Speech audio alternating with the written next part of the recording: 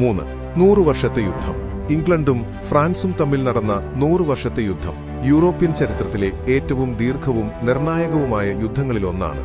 ഈ യുദ്ധം 1337 മുതൽ 1453 വരെ നീണ്ടുനിന്നു. പേരിൽ 100 വർഷമെന്ന് പറയുന്നുണ്ടെങ്കിലും യഥാർത്ഥത്തിൽ ഇത് ഏകദേശം 116 വർഷം നീണ്ട യുദ്ധപരമ്പരയായിരുന്നു. ഈ യുദ്ധത്തിന്റെ പ്രധാന കാരണം ഫ്രാൻസിലെ രാജസിംഹാസനത്തെ ചൊല്ലിയുള്ള അവകാശവാദങ്ങളായിരുന്നു. ഇംഗ്ലണ്ട് രാജാവായ എഡ്വേർഡ് മൂന്നാമൻ തന്റെ മാതൃവംശബന്ധം വഴി ഫ്രാൻസ് സിംഹാസനത്തിന് അവകാശവാദമുന്നയിച്ചു.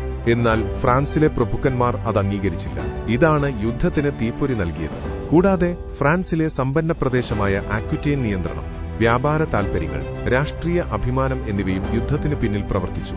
യുദ്ധകാലത്ത് നിരവധി ഘട്ടങ്ങളിലായി പോരാട്ടങ്ങൾ നടന്നു.